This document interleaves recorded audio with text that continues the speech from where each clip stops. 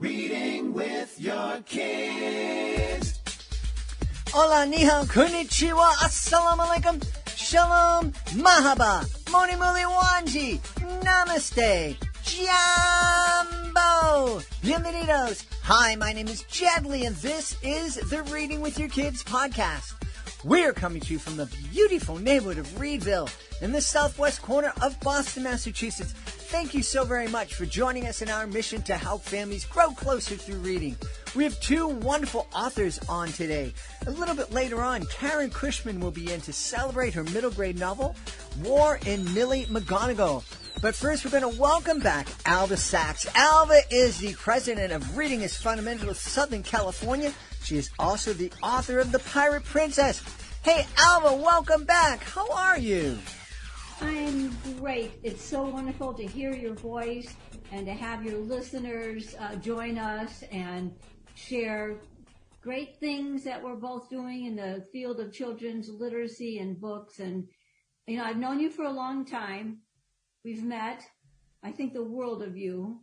And I know this is my podcast, but I think it's extremely important. And from my heart, Dad, what you have done and the sacrifices you have made to help make a difference in the world is just so heartening, and there's no way to put a price on what you've done and what you've contributed. So I'm very proud of you, and I'm very proud to be your friend. Well, thank you very much. There's nowhere to go but down from here, so thanks for listening, Right. folks. Nowhere to go. See you around. Bye-bye. Alva, thank you very much. That was very, very kind of you to say. It has been a pleasure. One of the great things about doing this podcast is I have had a chance to meet so many amazing authors and become friends with them, like you, like a number of members of your board out at RIFSoCal, G. Brian Benson and Angie Flores, and, Southern California, especially Orange County, seems to be a breeding ground for children's authors. We've had so many on from that area. Yeah.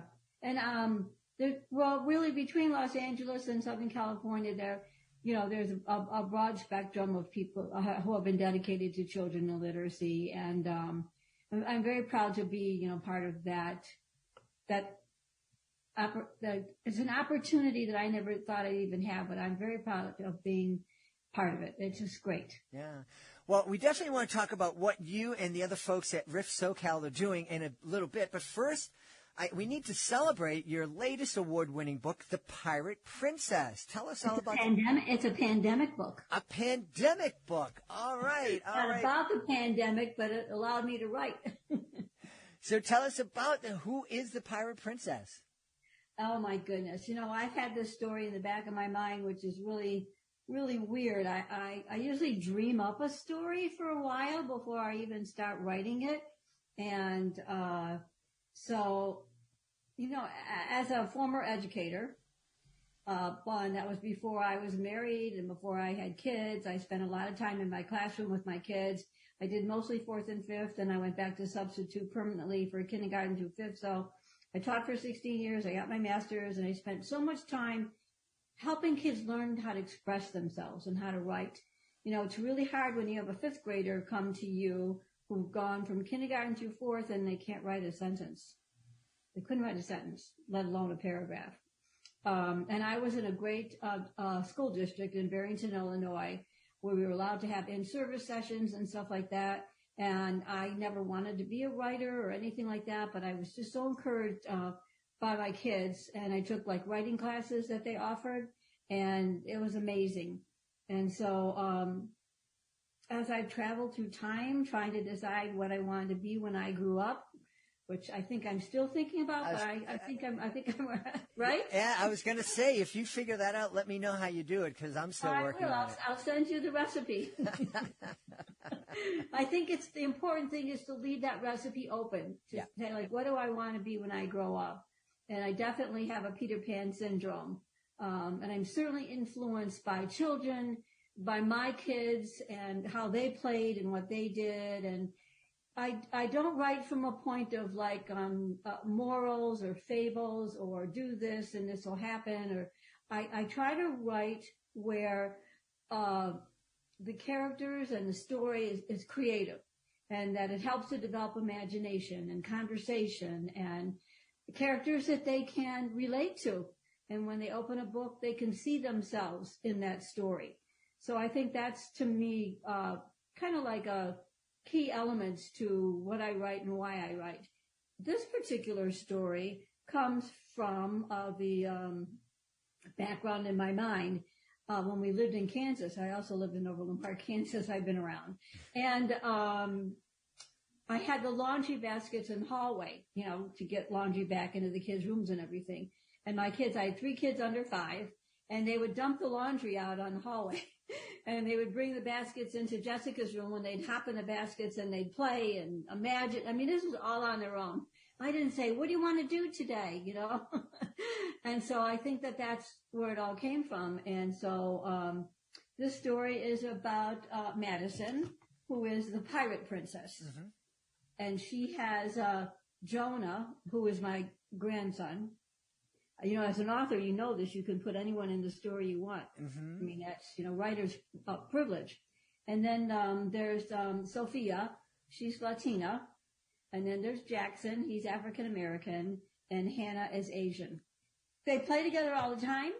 This time they were planning to go outside and play and have a play day outside. And Madison looks out the window. In fact, I had this line written for years, and the raindrops are dancing against her window pane, and she's sitting in her bedroom crying. And her mom walks by and says, why are you crying, Madison?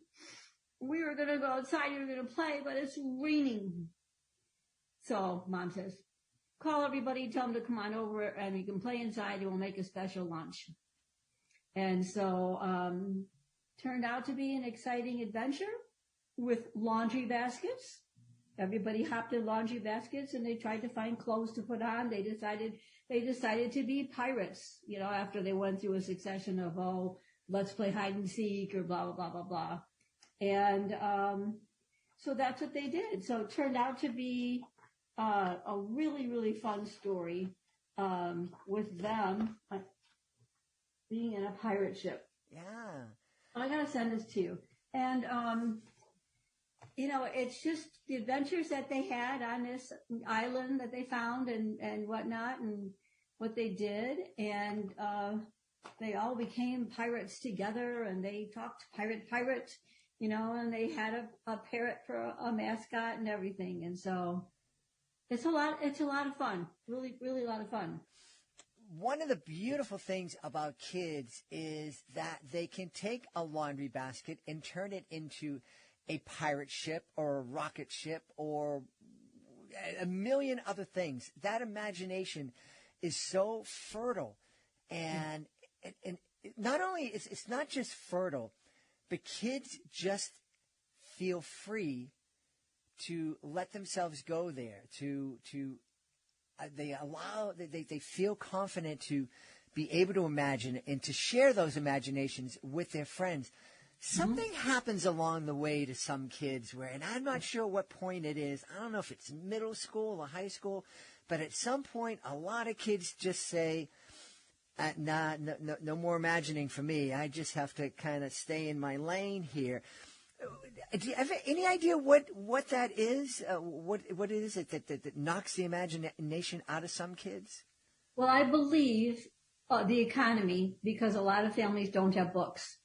And this is not from today, because we have the research from Reading is Fundamental, which is very, very critical, is that, and I'll just read from this because we did a lot of research on this. The reality is that childhood literacy is in crisis.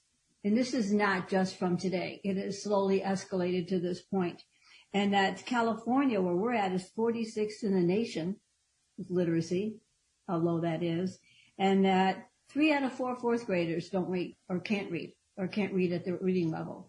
And these are statistics that have been really rearing its head for years and years and years. Is it the school system? Is it that they just don't read? Is it because they do not have books at home? Is it because of the society issues with not having money for that, or the parents not home? Or oftentimes, it's a language barrier, and it's also socioeconomic. And these are not new research statistics. And this has been going on in our country as well as probably the rest of the world. But the other thing is our country is a melting pot. Oftentimes when they do research on reading and then they look at Sweden and Norway and Denmark and other countries like that, they don't have that. They have a more homogeneous, in my opinion, society. Mm-hmm. They don't have the amount of multicultural groups that we in the United States have. So it's really, really hard to compare the United States to the rest of the world. And it really wouldn't be like third world countries, but when you look at the higher economic countries and educational systems that, we face a lot of characteristics that are very, very challenging. And all the inner city schools, you look at inner city schools and stuff like that, supplies, materials, desks, bathrooms, teachers, consistency in teachers staying in those areas. And it's very challenging, very, very challenging. Those are really distressing statistics. Yeah. And they're not new. Yeah. Yeah. And you said 3 out of 4 fourth graders are not reading on grade level? Exactly. Wow. And now, is that nationwide or is that for your area in Southern California? That's nationwide. Nationwide. That's. Well, if you look at the large inner cities, you look at New York, Chicago, areas in Florida, you look in Los Angeles, you look in, I don't know, where you have the multicultural diversity. They don't have supplies. They don't have materials. They don't have money. They don't have. Well, that shouldn't be. Because they scrapped Head Start too, years ago. And so, there's not preschool for everybody and that people can't afford to pay for it or they don't have the facilities. Right. Yeah. And unfortunately, we're going to pay for this one way or the other. And we have. And yes. And so we're paying for it on the wrong end. We're paying for these kids who grow up who aren't able to read and don't have opportunities and don't have a great future, don't have opportunities for jobs that allow them to live a standard of living that everybody should live. Those kids are ending up in prison. I was just going to tell you, you read my mind. Yeah. And so we're making the investment. We're paying the money, but what we're not doing, we're not making an investment. If we reverse that equation and invest in money into kids at that young age to make sure that those kids, that every kid has an opportunity to experience what your kids and my kids experience, to have a parent, have somebody in their life read to them every single day. So that when they get to school, when they get to kindergarten, they will have heard 1 million, 2 million different words read to them. Instead of what we have right now is with, kids who are being read to are arriving at school having heard over 1 million more words than their peers who haven't been read to. And that's an advantage that doesn't disappear. I think it only grows wider. And these are not new statistics. This has been going on for a long, long time. And you hit the nail on the head when you said that they're in prison. Because what happens is these kids, when they get to high school, they drop out. Mm-hmm. They have nowhere to go. They're on the streets. They join gangs or whatnot. And they can't read. They can't get jobs or anything. And it's very disheartening. And it's that if you can read, you can succeed. Mm-hmm. If you read, you can lead. There's so many euphemisms that you can say about the critical aspect of reading, and that 3 out of 4 children in poverty read below grade level, mm-hmm. This isn't a surprise. And that if they're not at grade level by 3rd grade, they're 4 times as likely to not graduate high school. Wow. And there's a lot of ways to help, and we really have to know that reading is the most important skill we could give our kids. Yeah, I absolutely agree with you. I think it's so important. And I think it's so important. Everybody who's listening to this show, you all have the ability to change one kid's life. If you can go out and you can we don't expect you to save your city, to make sure that every kid in your city is reading on grade level. But if you can go out and find one family that you know in your neighborhood could use a couple of books. If you know there's a shelter that serves families, if there's a foster kid somewhere, you know somebody in your life that could use a book. Steve Pemberton, who was a recent guest in the show, told us how books helped him bring himself out of an abusive foster care situation. He was able, when he was dealing with that pain, he was able to dive into a book and imagine a better life by reading books. Books are so important. Giving kids that gift of reading, it just opens up doors for them. And you listening, you can make a difference. You can reach inside your pocket for $10, $15, $20. Buying one book for one kid can make a huge difference in the world. And you can make a donation to Reading is Fundamental in Southern California. If you go to the website, there's a little button that says donate, and you can donate money, and it helps us to, purchase books, because our mission is we build home libraries for kids. They get a book, they take that home, and that's what our mission is, to help build, besides promoting reading and literacy, our mission is to help build home libraries. Well, that's a fantastic mission. And I know the people here who are listening have joined us in our mission to help families grow closer through reading. So I know some of them are going to want to help you and RIFSoCal's mission. So where's the best place that they can go to learn more about what RIFSoCal is doing and to help out? It's www.RIFSoCal.org. All right. And, of course, we want to know where we can find out more about The Pirate Princess and all the wonderful award-winning books that you've written. Oh, gee, thank you so much. My website is www.alvasachs.com, ALVASACHS.com. Well, we've had a blast speaking about The Pirate Princess and speaking about something that we're both passionate about, helping kids develop a love of reading. Love of reading. Yeah, and we've been doing it with our friend, the president of Reading is Fundamental Southern California and the author of The Pirate Princess, Alva Sachs. Hey, Alva, thanks so much for all you do for kids out there in Southern California and for being on the show. Well, I think we must have been twins separated at birth.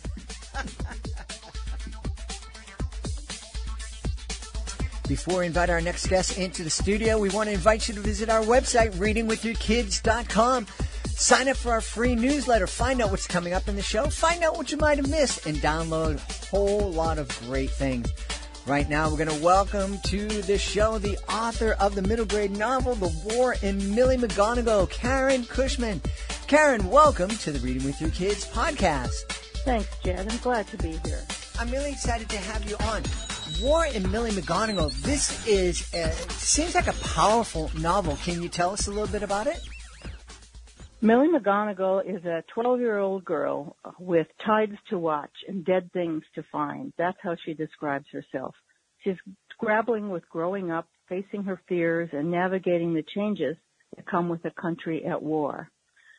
Millie lives on a spit of land called South Mission Beach in San Diego. It's 2 miles long and only 2 blocks wide, with the bay on one side and the ocean on the other. And that's where my husband grew up. And for 52 years now, I've heard his stories about rowing his boat out into the middle of the bay and fishing for perch and little halibut, watching the seals frolic in the water. And when the tide was out, the beach would be mud pocked with pickleweed and eelgrass and sand dollars that stood on end and soldier-like rows and moved as the tides moved over them. And I was inspired by those stories, and I wanted to tell that story and how the natural world there inspired Phil and soothed him and brought him solace and peace. So I wanted to use that as a setting for someone who really needed that, somebody who was worried and afraid and shy and in need of solace, and especially with the war coming. So that's where I came up with Millie McGonigle, and where I put her, anxious and fearful and worried as she is, right there in that setting. Wow. We're living through the pandemic, and now kids all around the world have been worried about this invisible enemy that has taken so many of our friends.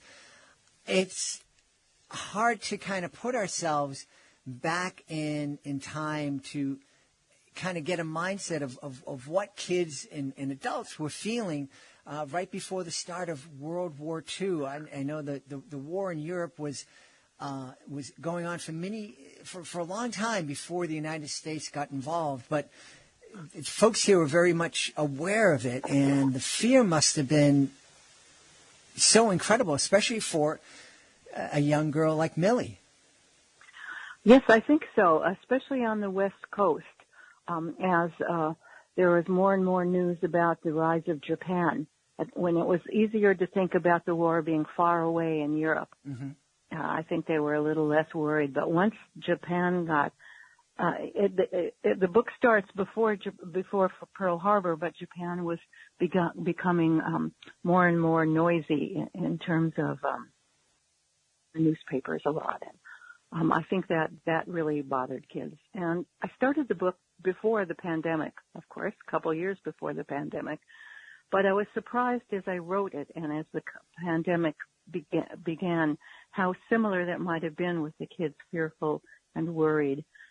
But in Millie's time, there was a way for the kids to participate and sort of ease those fears by feeling they were pulling together and helping the war effort by collecting old cans and newspapers and metal and rubber and donating them to the government to reuse for ammunitions and other things. And Millie became a plane spotter. Kids could do that, where they would be trained to recognize planes and watch for them flying overhead.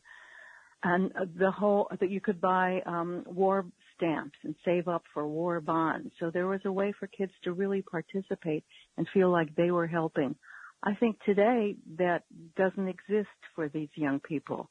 What can they do? They can't collect old rubber to fight the virus.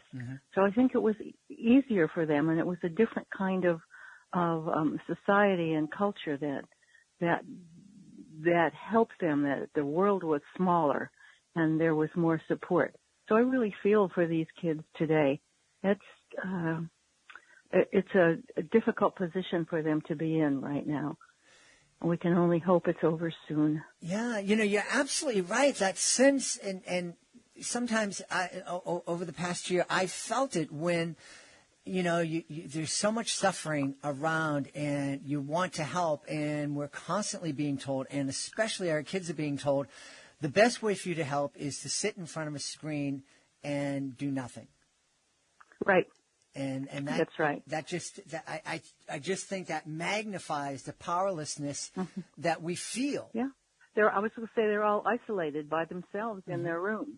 And the only way they have any contact with anybody is on the screen, which is just not the same as sitting in a classroom and interacting with your friends and your teacher. Yeah. So I imagine it's very difficult for them.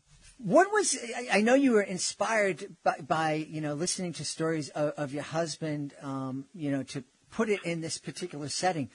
But what was it that inspired you to write about this time in history?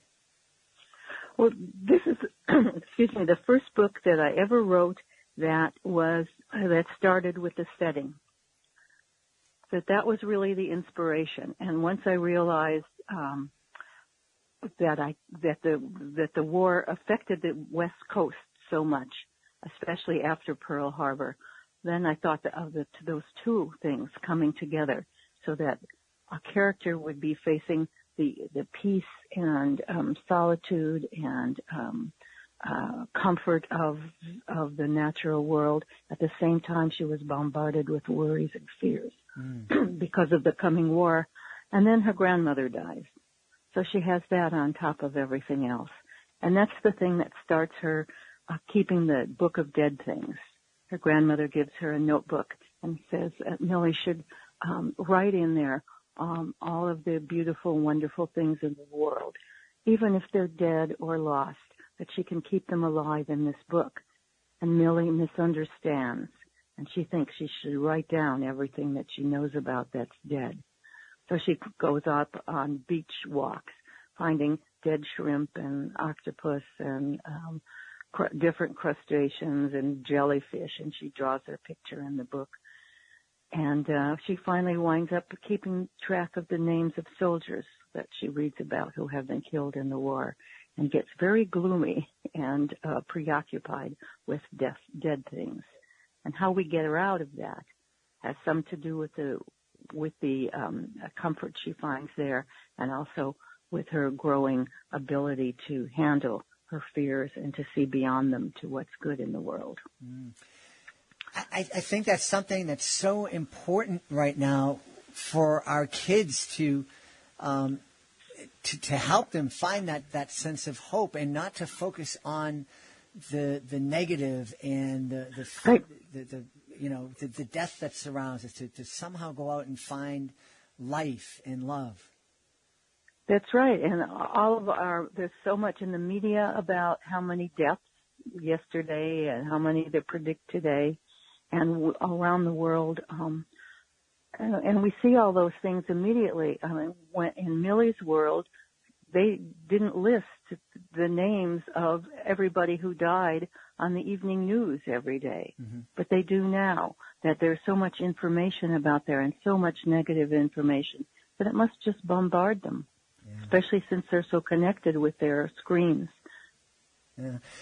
What an interesting way to help kids understand about that time in history, because I think it's such an important time in history, and there's so many lessons that we really need to learn from that time.